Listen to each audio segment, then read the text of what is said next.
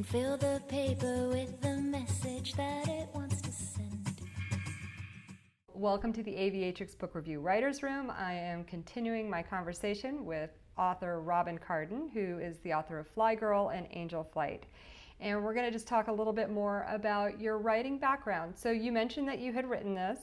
You know, how did you go from this manila folder labeled book to published book?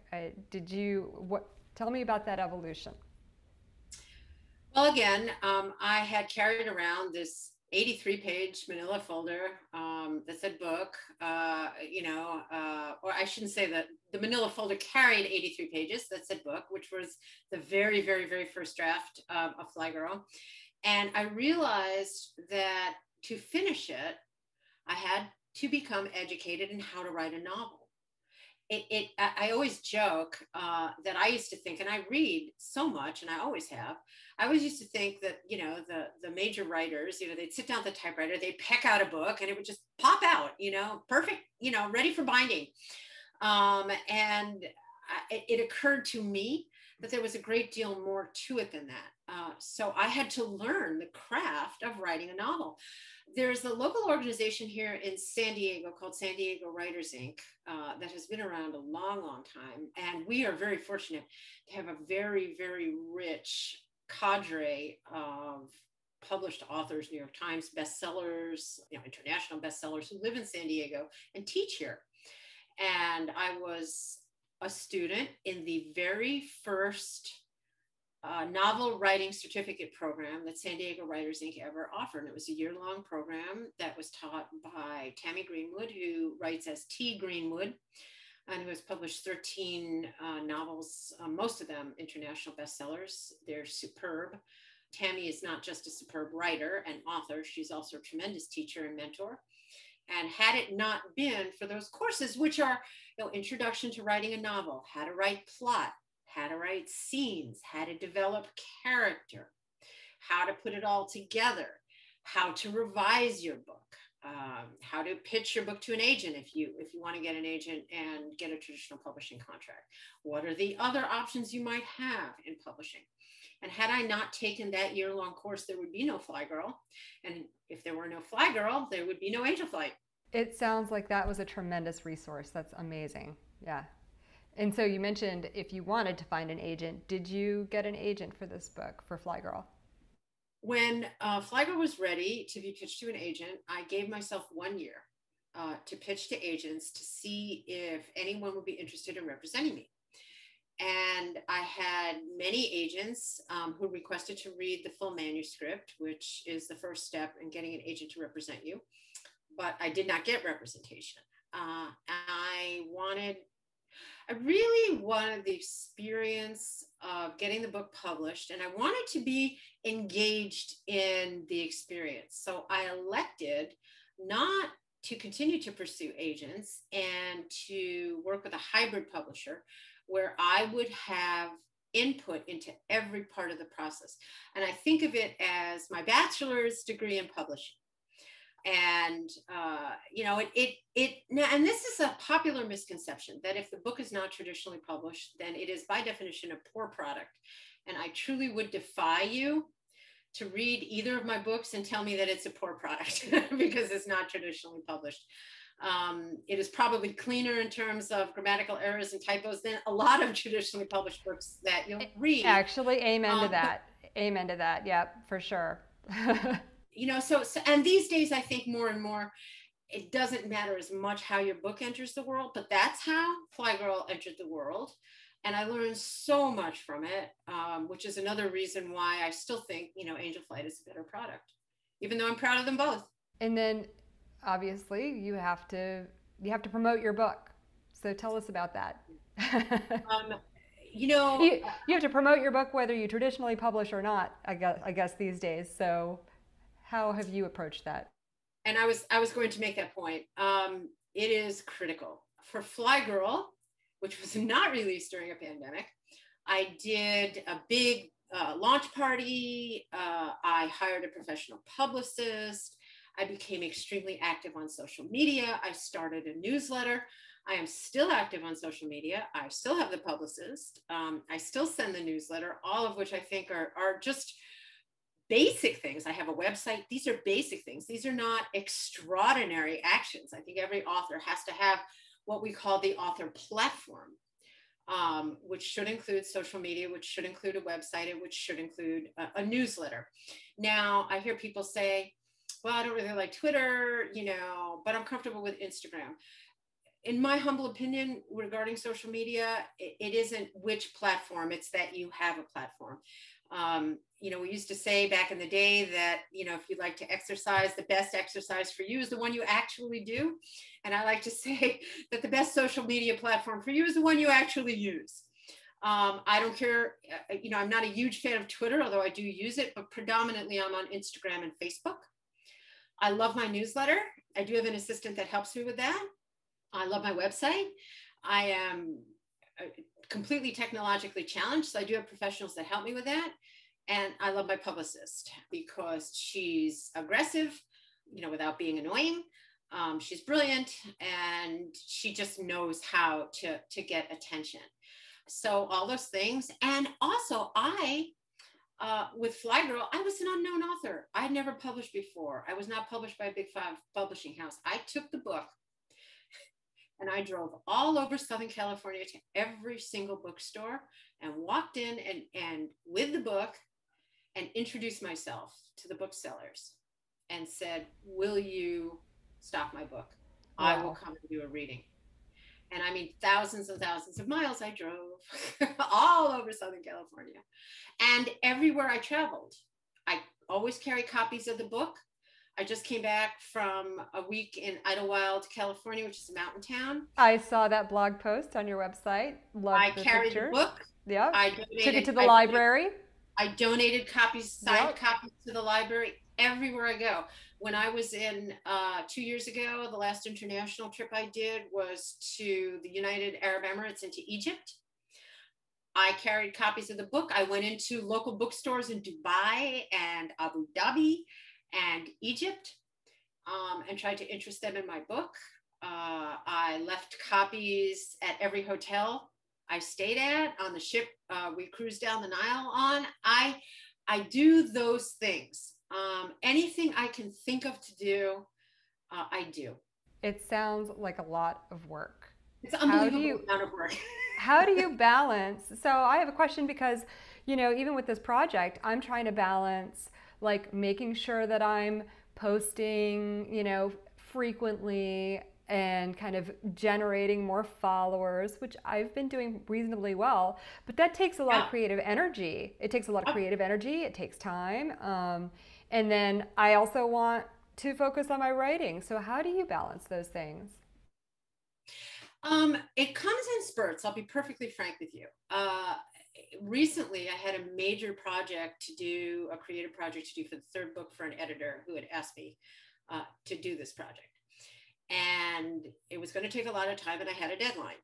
So I left the social media to my assistant and didn't do maybe as many posts a day as I normally would have. I checked in every afternoon to make sure that if someone emailed me or reached out to me, I responded back to them. And I prioritized. During the course of this project, I was told and I learned that I was going to be a featured author by the San Diego Library System in the month of July. And this required me to provide a great deal of publicity type information.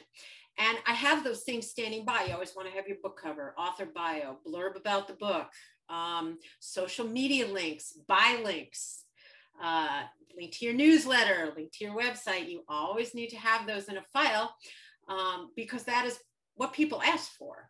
That's what people ask for. And I had to get that together for the San Diego Public Library while I was doing this project. And, so I prioritized. I said, all right, this morning I'm going to spend an hour, I'm going to get this done. And then I'm going to go back to the creative project. You have to treat it like a business. You have to. I know most creatives don't like to hear that. I have been in business, a number of different businesses, and I understand what it takes to keep them going. and you just simply have to treat it like a business. And if you do, if you give it that type of attention, the writing becomes part of the things you do to keep your business going. Maybe it's the part you like best, maybe it's the part you like least, but it's always a part. I can't say that I spend X number of hours a day doing this and X number of hours a day doing that. I don't. I do what is most important to get done at the time. And if something I'm doing is not working, I put it aside and I go do something else.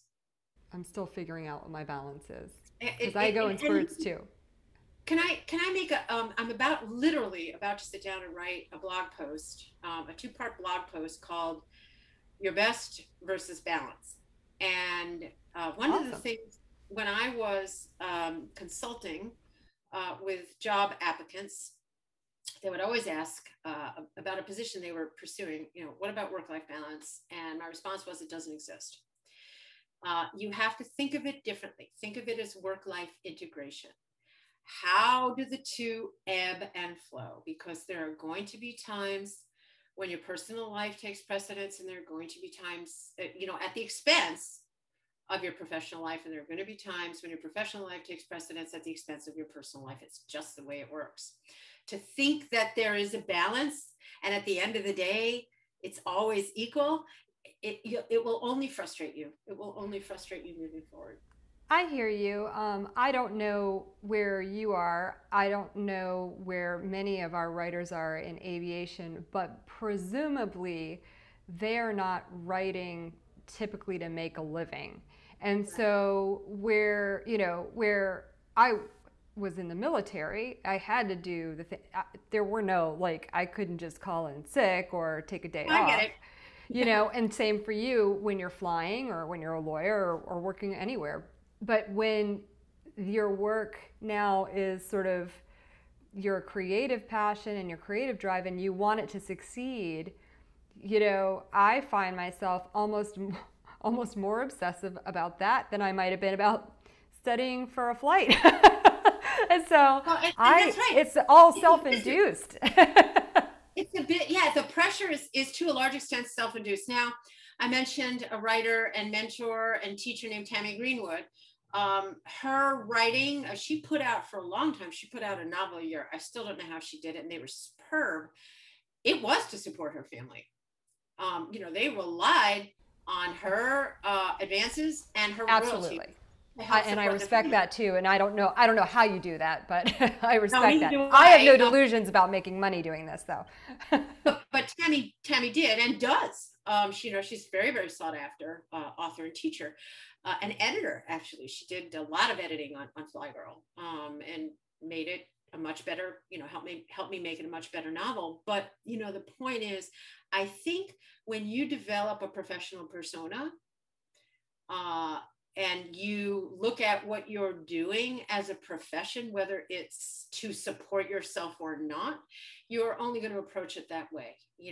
I don't know another way to do this because it's how I've always done work. Now, I mean, if I want to take a day off or go on a trip, where I'm not writing or I'm not promoting, I'm going to do that. And I know it ahead of time what the consequences are, and I'm willing to accept them. There may have been a time in my life when I wouldn't have been able to accept those consequences. But this to me is a business, and a very pleasurable one and a very creative one. When I left the corporate world in 2017 to write full time, I was determined that for the rest of my life, however long that would be, I would live it as a creative. And part of being a creative is being an entrepreneur and pitching your book and being on social media and doing interviews, which I love to do, even though I am in fact solidly an introvert. But I do, these one-on-one discussions, that's what I live for. Connecting with readers and other authors is what I live for. It truly does get me out of bed in the morning. I'm so grateful to have opportunities like this. So thank you. Well, you already know where I stand on that because I gush about it all the time. So I'm grateful for the opportunity to have these conversations with other authors and to learn from you. So yeah, I'm in the same place, and it's definitely, I definitely treat it as my profession, both the writing and this project right now, because I believe in it so much. So I'm having so much fun. What advice do you have beyond all the wisdom that you shared already from your own experiences? But do you have any other advice for women in aviation who have, their career has been solidly elsewhere, who are considering starting to write about those experiences?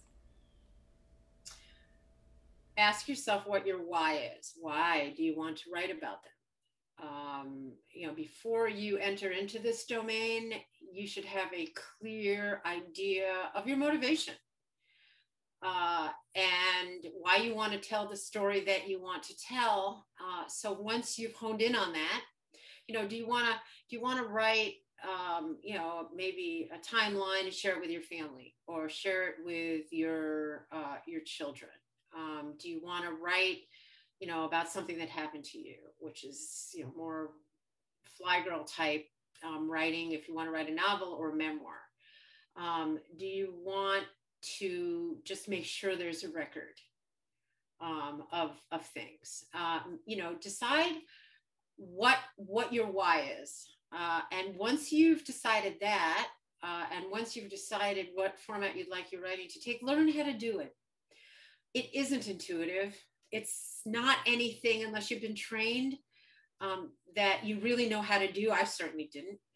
And take some classes. There are wonderful, wonderful organizations like San Diego Writers Inc., which, by the way, offers all of their courses digitally now, which is phenomenal. I recently taught a course for them that not one other person besides me lived in San Diego. When I taught the course, and it's not just San Diego Writers. There are groups like San Diego Writers all over the country, all over the world, that you can access, where you will find craft courses, readers groups, writers groups, all kinds of support that, it just opens up a whole new world for you. So I would counsel you all to do those few things: determine your why, figure out your how, and then learn how. That's awesome. Do you have anything else you want to offer? Anything else you wanted to talk about, Robin? Just to simply say that both Fly Girl and Angel Flight are available for sale wherever books are sold. Both of them are available on Kindle Unlimited if you happen to belong to that program.